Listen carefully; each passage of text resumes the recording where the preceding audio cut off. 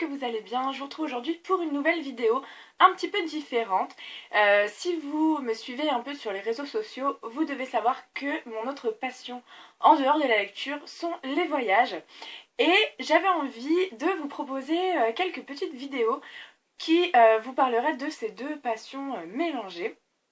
Et j'avais pensé à vous faire découvrir mes endroits préférés à travers la littérature.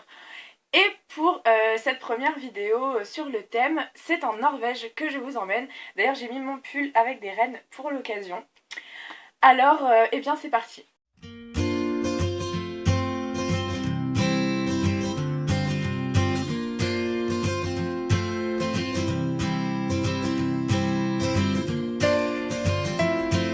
J'ai découvert la Norvège l'année dernière, au printemps 2015, quand je suis allée faire un voyage de 3 semaines dans le sud de la Scandinavie.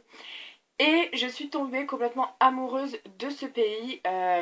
C'est vraiment incroyable, les paysages sont magnifiques. Les gens sont très accueillants et c'est vrai que j'aime beaucoup la culture scandinave et les pays nordiques de façon générale. Et là vraiment la Norvège m'a conquise complètement. J'y suis d'ailleurs retournée en février 2016 pour un week-end et je n'ai toujours pas changé d'avis et j'y retournerai d'ailleurs sûrement plus tard parce que c'est quand même un grand pays et il y a beaucoup de choses très différentes à voir, donc la prochaine fois j'aimerais bien monter un peu en Laponie. Bref, et donc j'aimerais vous parler un peu de ce pays qui a une place très importante dans mon cœur à travers 4 livres. Et le premier dont je vais vous parler, c'est un livre que j'ai acheté justement la dernière fois que j'y suis allée en février.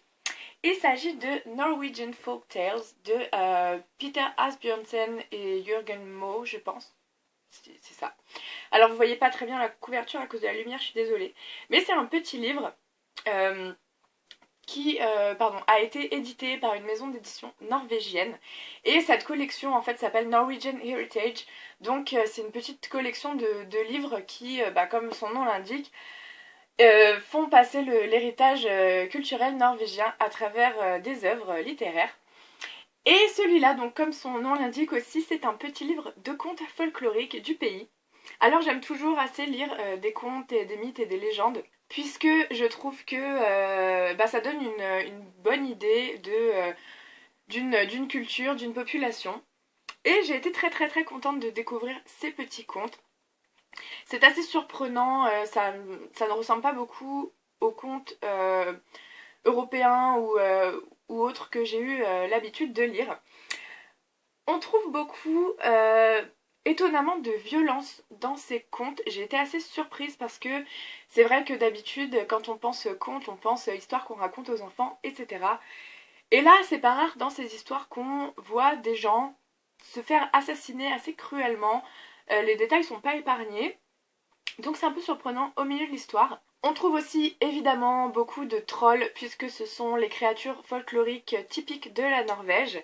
Alors ces créatures hantent pas mal des histoires folkloriques du pays. On trouve aussi beaucoup de références à la religion chrétienne qui a maintenant une importance assez grande en Norvège. Et alors forcément on retrouve aussi des schémas assez récurrents dans les contes en général. Donc par exemple il y a beaucoup d'histoires où il y a une princesse qui a une caractéristique particulière et son père le roi va l'offrir en mariage à celui qui arrivera à la défier ou peu importe. Évidemment c'est toujours, souvent des frères qui essayent et c'est toujours le plus jeune qui réussit. C'est quelque chose qu'on retrouve assez souvent dans les contes en général. Il y a aussi quelques contes que j'ai trouvé très surprenants parce qu'ils n'avaient pas beaucoup de sens en fait. Notamment, je vais vous en raconter un assez rapidement qui m'a fait beaucoup rire mais je l'ai pas compris. C'est une petite histoire qui raconte pourquoi les renards ont le bout de la queue blanche. Et c'est une histoire assez étrange. Une femme qui a besoin d'un berger pour ses troupeaux d'animaux. Finalement, elle prend le renard comme berger et le renard mange tous ses animaux et elle lui demande où ils sont, il dit qu'il les a mangés. Elle va voir et en même temps elle avait fait une tarte à la crème et le renard mange la tarte à la crème, donc quand elle rentre chez elle, elle est fâchée et elle est tellement fâchée qu'elle prend un morceau de crème et qu'elle le jette sur le renard qui est en train de s'en aller et ça atterrit sur le bout de sa queue. et c'est pour ça que les renards ont le bout de la queue blanche. Ouais. J'ai trouvé ça assez bizarre. J'ai pas trop compris le sens de ce récit, mais ça m'a fait beaucoup rire. Donc voilà, c'était une petite anecdote rigolote. Bref, j'ai été très contente de faire cette découverte, de m'imprégner un peu plus de la culture et du folklore norvégien. Donc voilà, alors malheureusement ça n'existe pas en édition française, puisqu'en plus c'est la collection anglaise de la maison d'édition norvégienne, donc un peu compliqué. Mais je pense que vous pouvez quand même trouver des contes et des légendes et des mythes norvégiens plus ou moins facilement sur internet. Ensuite, je vais vous parler d'un auteur classique de la littérature norvégienne, car oui, la littérature norvégienne a aussi ses grands classiques. Et c'est d'un dramaturge que j'aimerais vous parler aujourd'hui qui s'appelle Henrik Ibsen, qui a écrit beaucoup de pièces de théâtre, dont sa plus connue qui est Une maison de poupées. Peut-être que certains ou certaines en ont déjà entendu parler. C'est un drame social qui se passe donc dans une maison. C'est l'histoire d'un couple, et plus particulièrement de la femme Nora, qui va être assez avant-gardiste pour un personnage féminin. À cette époque, c'est une pièce qui date de la fin du 19e siècle. Il me semble qu'elle a été écrite dans les années 1870. Et voilà, alors ça parle institution du mariage et toutes les problématiques que ça soulève. Et la particularité de cette pièce, c'est voilà, son personnage principal qui en fait remet en question toutes les idées sur justement la femme en tant que femme-objet, femme-poupée, comme le titre de la pièce le laisse entendre. C'est très intéressant, surtout que Henrik Ibsen est un dramaturge, enfin, et un auteur, une personne qui avait des idées très modernes pour son époque, donc encore une fois à la fin du 19e. Et voilà, c'est une pièce assez surprenante, plutôt féministe, donc ce n'est pas pour me déplaire. C'est vraiment une pièce que j'ai beaucoup aimée et j'ai vraiment très envie de lire d'autres pièces de cet auteur parce que les thèmes qu'il aborde m'ont l'air assez fascinants, assez intéressants, surtout au niveau social. Donc voilà, si vous voulez faire une première entrée dans la littérature classique et le théâtre norvégien, je vous recommande fortement cette pièce de théâtre. Je ne pouvais pas faire une vidéo sur la littérature norvégienne sans vous reparler de Jostein Gaarder, qui est un de mes auteurs préférés de tous les temps. Je vais pas m'attarder dessus trop longtemps parce que j'ai déjà fait une vidéo consacrée entièrement à cet écrivain il y a un certain temps. Je vais vous mettre le lien dans la barre d'infos. Mais je veux quand même mentionner deux livres. Le premier, je vais passer très rapidement dessus, c'est Le mystère de la patience, qui est un de mes livres préférés, que j'adore plus que tout, qui est vraiment à lire et à relire pour tous les âges. C'est un roman philosophique initiatique. On suit un jeune garçon et son père qui partent à la recherche de la mère du jeune garçon. Et il y a des histoires avec un pays imaginaire parallèle, un jeu de cartes et beaucoup de réflexions sur la vie. Donc c'est un livre très intéressant. Et évidemment Le monde de Sophie, qui est son livre le plus connu, qui a été traduit dans je sais pas combien de langues et qui est très populaire. C'est vraiment un livre très intéressant pour ceux qui s'intéressent à la philosophie mais qui n'y comprennent pas grand chose. C'est très vulgarisé, comme à peu près tous les romans de Jostein Gaarder.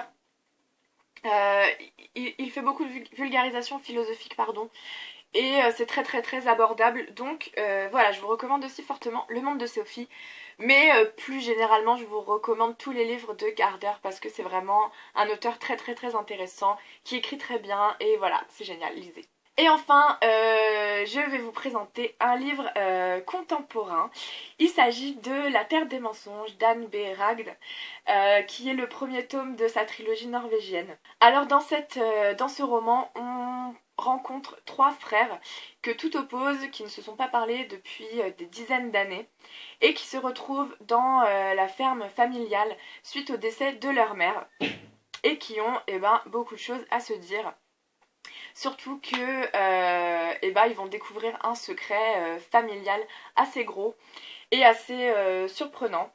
Vous savez maintenant que j'aime beaucoup les histoires de secrets familiaux, donc évidemment ce roman m'a tout à fait charmée.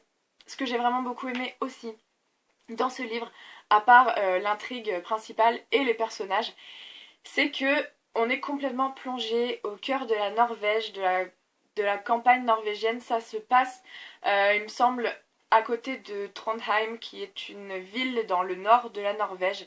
Euh, et je me souviens, alors j'ai lu il y a un petit moment maintenant, mais je me souviens que tout était tellement bien décrit que on s'y croyait vraiment. En fait, moi, je me suis vraiment vue avec eux au milieu de cette ferme.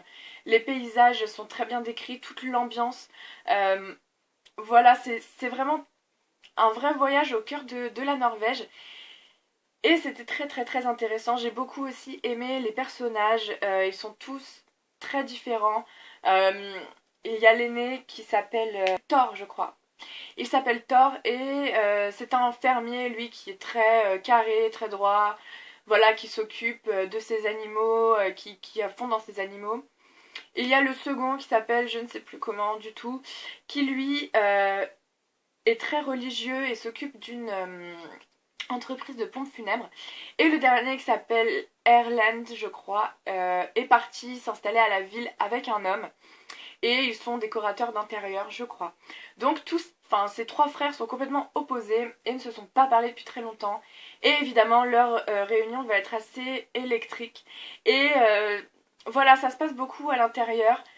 Et du coup l'ambiance est assez lourde, mais c'est très très très intéressant. De ce que j'ai lu des littératures nordiques en général, le, bah, j'ai l'impression qu'il en ressort toujours un rythme assez lent, quelque chose qui traîne un peu. Et j'ai retrouvé ça aussi dans ce livre. C'est vrai que c'est assez particulier, mais ça apporte beaucoup de tension, beaucoup d'âme au récit, et c'est vraiment très très très intéressant. J'ai pas lu encore les deux autres tomes de la trilogie, mais j'ai envie de le faire très rapidement parce que c'est vraiment chouette. Et bien voilà, mon petit voyage littéraire en Norvège est terminé. Évidemment, il y a encore plein d'auteurs et de livres norvégiens qui existent, donc je ne pouvais pas tout vous présenter. Mais c'était ma petite sélection. J'espère que ça vous aura donné envie de découvrir à la fois la littérature norvégienne, mais aussi la culture et ce beau pays que j'aime vraiment beaucoup. En attendant, si vous avez des questions, n'hésitez pas à me les poser en commentaire, ça me fera très plaisir de vous répondre. Et en attendant, je vous souhaite un bon week-end, une bonne semaine, des bonnes lectures et je vous dis à très vite. Bye!